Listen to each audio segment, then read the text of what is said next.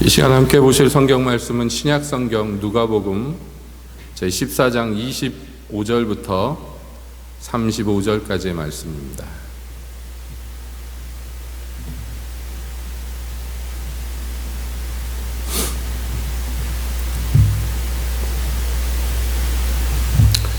누가복음 제14장 25절부터 함께 보겠습니다. 허다한 무리가 함께 갈새 예수께서 돌이키사 이르시되 무릇 내게 오는 자가 자기 부모와 처자와 형제와 자매와 및 자기 목숨까지 미워하지 아니하면 능히 나의 제자가 되지 못하고 누구든지 자기 십자가를 지고 나를 좇지 않는 자도 능히 나의 제자가 되지 못하리라. 너희 중에 누가 망대를 세우고자 할진대 자기의 가진 것이 준공하기까지에 족할는지 먼저 앉아 그 비용을 예산하지 아니하겠느냐. 그렇게 아니하여 그 기초만 쌓고 능히 이루지 못하면 보는 자가 다 비웃어 가로되 이 사람이 역사를 시작하고 능히 이루지 못하였다 하리라. 또 어느 임금이 다른 임금과 싸우러 갈 때에 먼저 앉아 1만으로서 저 2만을 가지고 오는 자를 대적할 수 있을까 헤아리지 아니하겠느냐. 만일 못할 터이면 저가 아직 멀리 있을 동안에 사신을 보내어 화친을 청할지니라. 이와 같이 너희 중에 누구든지 자기의 모든 소유를 버리지 아니하면 능히 내 제자가 되지 못하리라.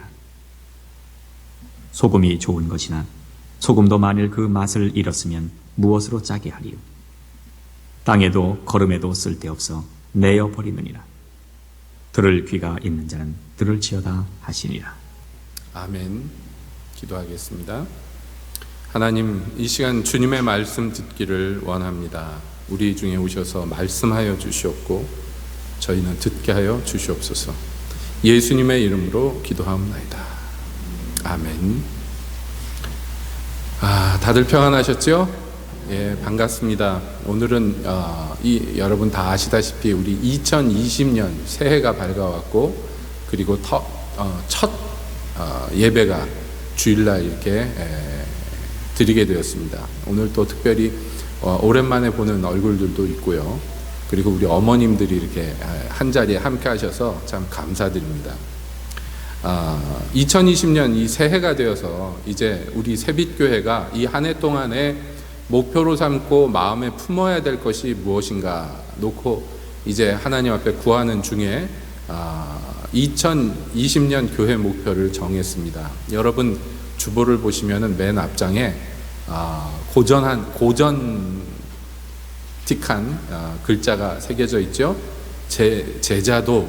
그래서 혹시 헷갈리실까봐 한문으로도 옆에다가 함께 적어 놓았습니다. 제자도가 뭐냐 하면 제자의 길, 제자가 되는 길, 제자가 걸어야 될 길, 이런 것들을 의미합니다. 오늘 우리가 읽은 성경의 이 장면을 한번 봅시다. 예수님이 길을 가시는데요, 많은 사람들이 예수님과 함께 걷고 있었습니다. 허다한 무리가 예수님과 함께 가고 있었다, 이렇게 이야기하고 있습니다. 그런데 가다가 말고 예수님께서 자기를 따라오는 그 많은 무리들을 쳐다보셨습니다.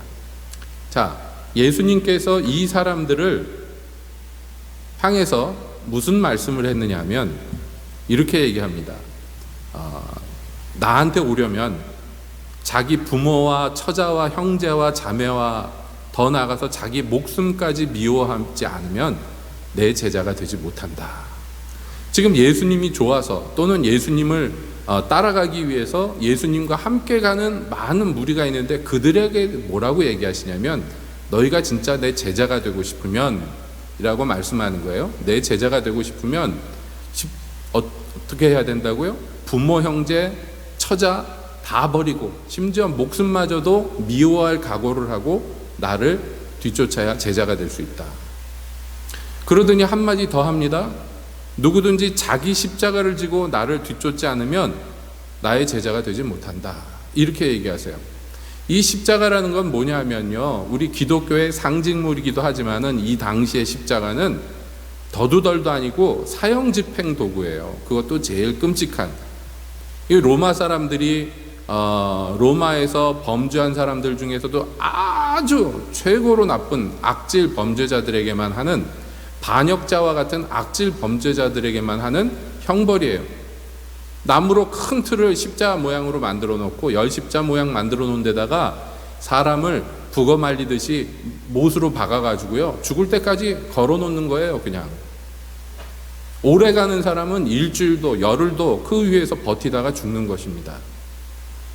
그러니까 이게 끔찍하죠. 그것도 어디 은밀한데 으슥한데 숨어서 하는 것이 아니라 사람들이 지나다니면서 다 볼 수 있는 데다가 쪽 빨가벗겨가지고 그렇게 못 박아 놓는 거예요. 그건 인간이 당할 수 있는 제일 수치스럽고 제일 끔찍한 죽음이 바로 이 십자가형입니다. 근데 예수님은 지금 뭐라고 얘기하시냐면, 그 십자가형을 당할 각오가 없으면 나를 쫓아오지 마라, 이렇게 얘기하십니다. 보통 사람들이 그렇잖아요. 자기 좋다고 쫓아오면은, 날 쫓아오면은 나하고 함께하면 이런 이득도 보고 저런 이득도 볼 수 있습니다. 그러니까 여러분 걱정하지 말고 나하고 같이 갑시다, 이렇게 얘기하잖아요. 근데 예수님은요, 오는 사람들을 겁나게 만듭니다. 예수님과 함께 가고자 하는 사람들한테 굉장히 부담스러운 얘기를 하시는 거예요.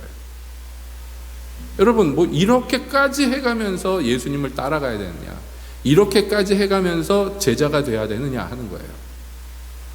나중에 뭐라고 얘기하시냐면, 이와 같이 너희 중에서 누구든지 자기의 모든 소유를 버리지 아니하면 능히 내 제자가 되지 못한다, 이렇게 얘기하세요. 그러면 아무것도 가지지 말란 거냐, 이게 무슨 얘기냐는 거예요. 그러면서 이제 예수님께서 두 가지 비유를 말씀합니다. 그 제자가 되는 방법에 대해서 얘기를 하시다가 두 가지 비유를 말씀하시는데요. 첫 번째는 뭐냐면, 어떤 사람이 큰 건물을 지려고 합니다. 여기 우리말 성경에 망대라고 돼 있죠. 단층집이 아니에요. 고층 건물입니다. 그 건물을 지으려고 그러면 그 건물을 짓기 전에 뭐부터 하겠느냐는 거예요. 예? 내가 예산이 얼마나 있는가, 이 건물을 짓는데 평당 얼마가 들겠는가, 그 건축 비용을 계산해보고 내가 가진 돈으로 이게 건축이 되겠는가, 이거부터 해본 다음에 건축을 시작하지 않겠느냐 하는 거예요.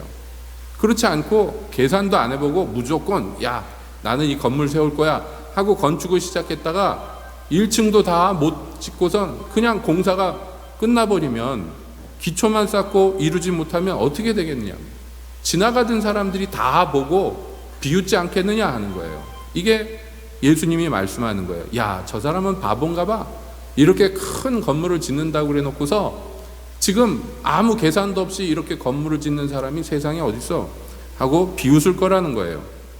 또 두 번째 비유는 뭐냐면, 어떤 임금님이 있는데 이 임금님이 다른 나라 임금하고 뭐가 틀어져 가지고 이제 다른 나라랑 전쟁을 하게 됐어요. 전쟁을 하게 됐는데 우리나라 군사가 1만 명이고, 근데 전쟁을 시작하려고 보니까 적군이 2만 명이에요.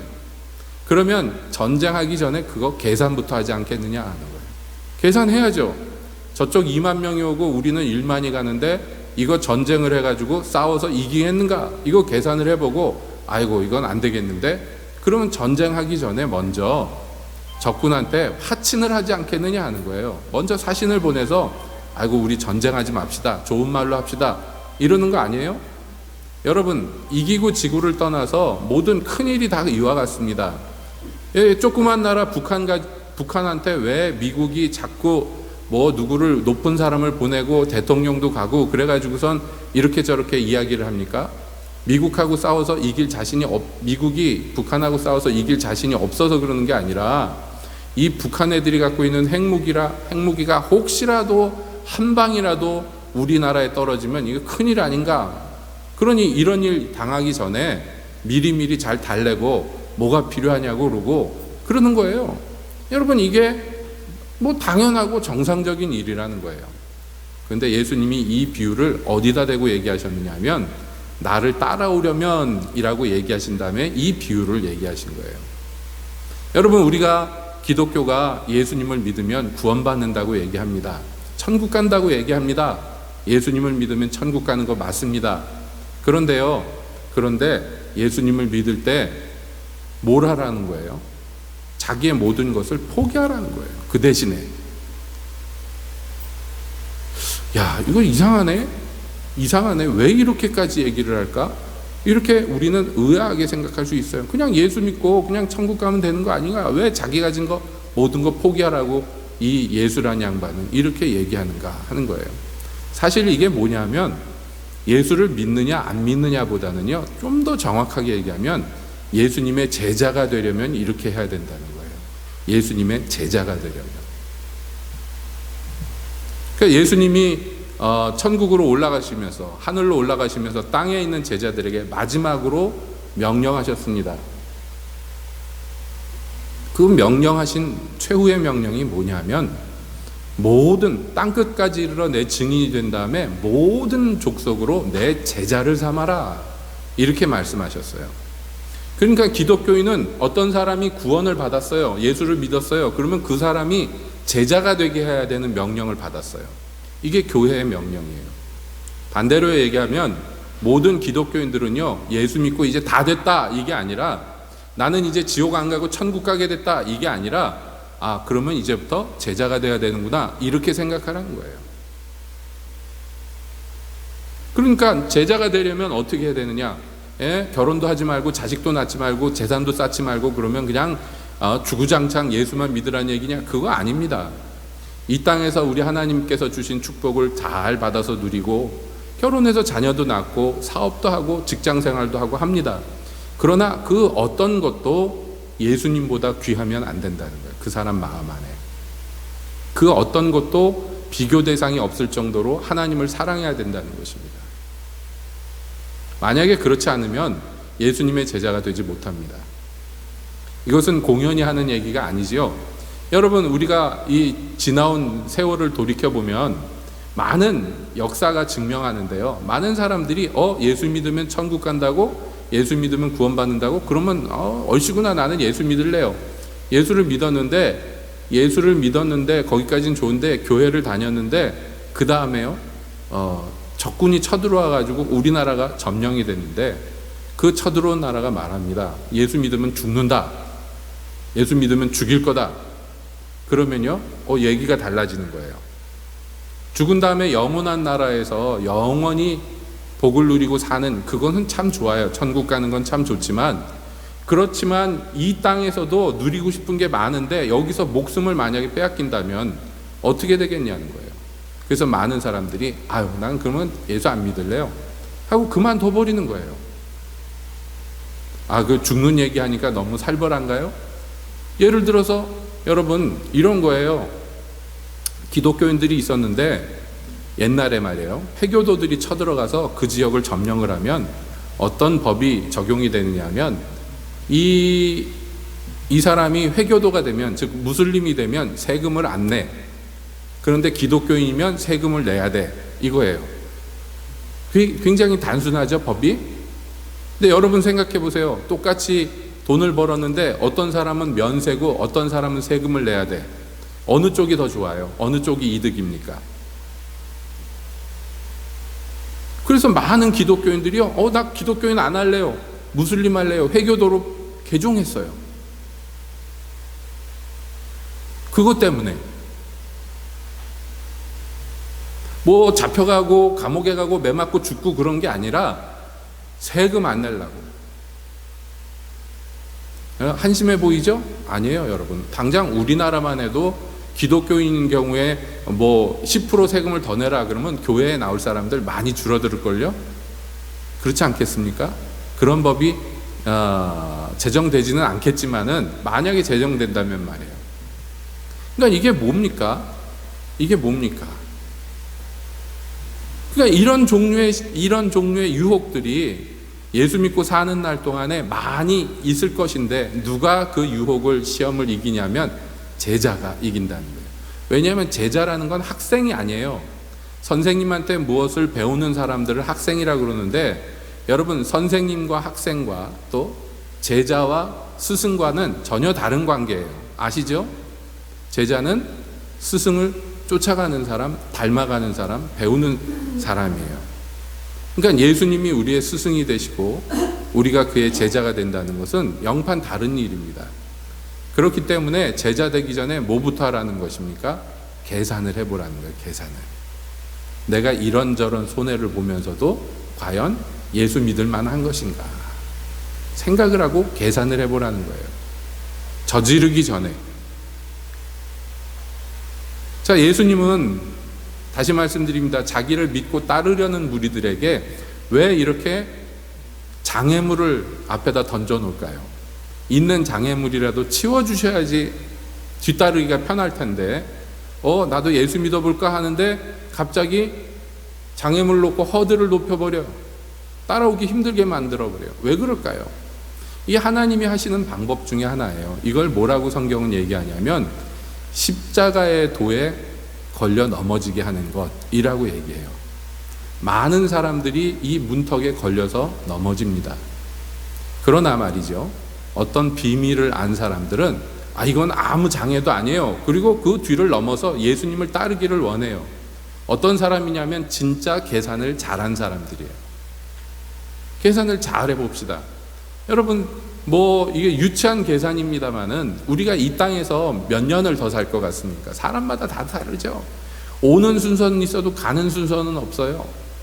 어저께인가 무슨 텔레비 보니까 80몇 살 된 사람이 나와가지고 연주를 끝난 다음에, 음악하는 사람이 연주 끝난 다음에 관객들을 보면서 그렇게 얘기합니다. 여기 오신 분들을 보니까 다 나보다 어린데 내가 여러분보다 더 오래 살 겁니다. 그래요. 사람들이 막 웃습니다. 꼬부랑 할아버지가 그런 얘기를 하니까. 농담으로 그렇게 얘기했겠지만 농담이 아닐 수도 있어요. 새파란 젊은이라고 얼마나 더 살지 누가 합니까? 우리가 인생 언제 갈지 모르기 때문에 인생이에요. 계산을 해보는 거예요. 만약에 내가 최대한 건강하게 잘 산다고 해가지고 몇십 년을 살아.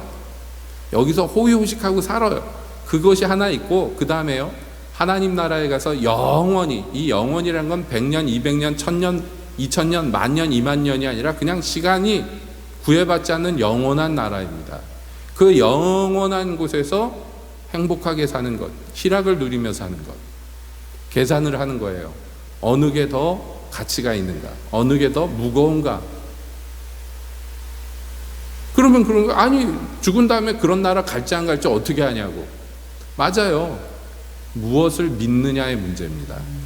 정말 그런 나라가 뒤에 있는지, 내 산 후에 영원한 나라가 있는지, 그 영원한 나라가 천국으로 될지 또는 지옥으로 될지, 이게 진짜 믿어진다면 그 다음엔 당연히 계산을 해봐야 되죠. 어느 게 더 좋은가? 이 땅에서 잠시 잠깐 호의호식하는 게 좋은가? 그렇지 않으면 하나님 나라의 영원한 희락을 누리는 것이 좋은가?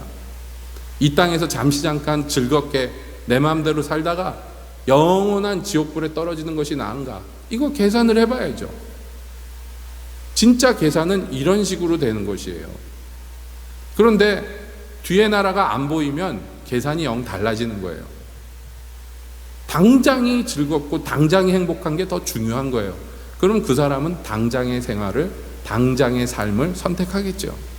영원한 나라가 안 보이니까 말이죠. 그러니까 예수님은 아무 생각 없이 쫓아오지 말고 계산 좀 해보고 쫓아오라고 얘기하시는 거예요. 계산 좀 해보고.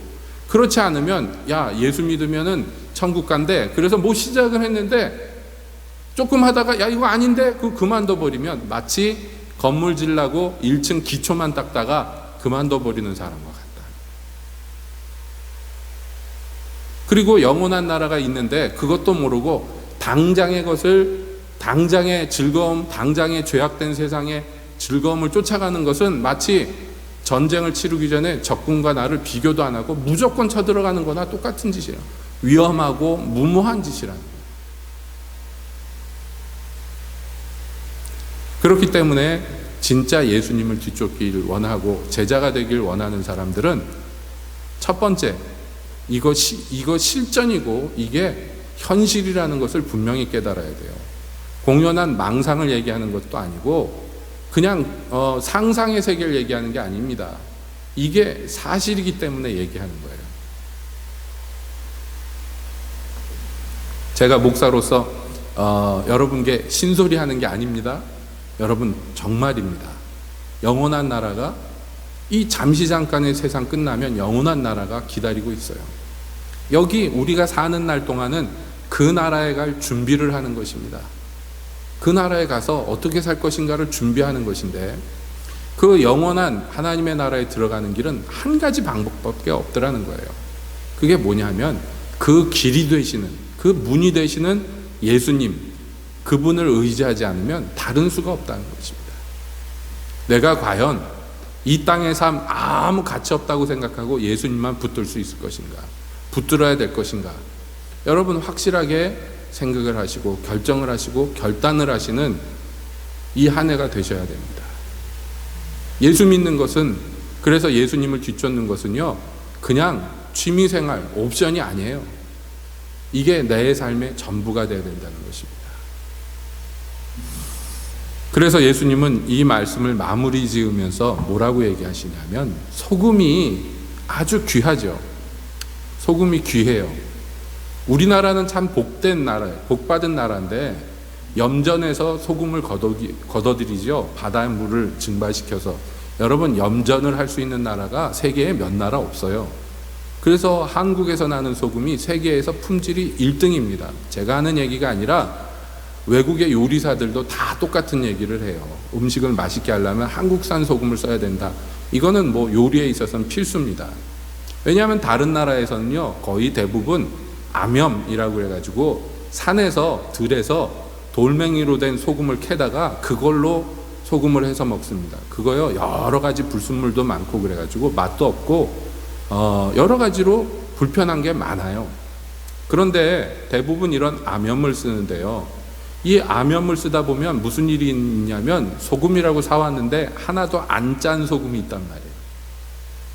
우리는 그 생각에 그럴 리가 있는가 그러는데, 이건 뭐 돌멩이에서 캐오는 소금이니까 이상한 데 걸리면, 우리가 그러잖아요.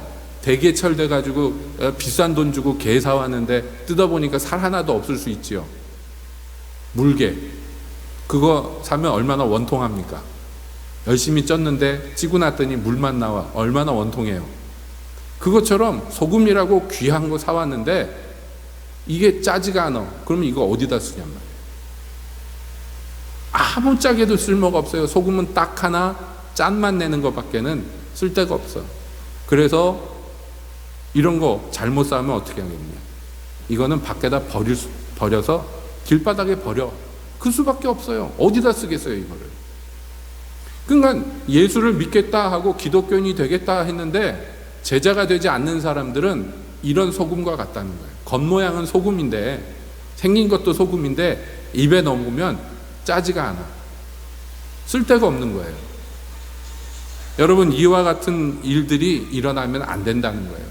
나를 쫓겠다, 나를 뒤쫓아오겠다, 나를 믿고 따르겠다, 예수님이 말씀하는 거예요. 그렇다면 이거 계산해보고 각오한 다음에 진짜 이게 귀한지, 예수님을 믿고 뒤쫓는 것이 정말 소중한지 이거 계산해보고 그렇게 예수님을 뒤쫓아야 된다. 예수님은 이렇게 그 자기를 따르는 무리들에게 말씀하는 것입니다. 우리 새빛교회 출입하는 사랑하는 주님의 권속들, 여러분들께 오늘도 예수님의 이름으로 그래서 축복하며 이제 권면드립니다. 이 한 해 동안 여러분 정말로 선택하십시오. 정말 예수 믿고 뒤쫓아가는 제자가 되는 이것이 정말 귀하고 그 무엇과 비교할 수 없는가, 이것을 알기 원합니다 라는 마음으로 기도하시면서 이 한 해 예수님 뒤쫓아가시기를 축복드립니다. 기도하겠습니다.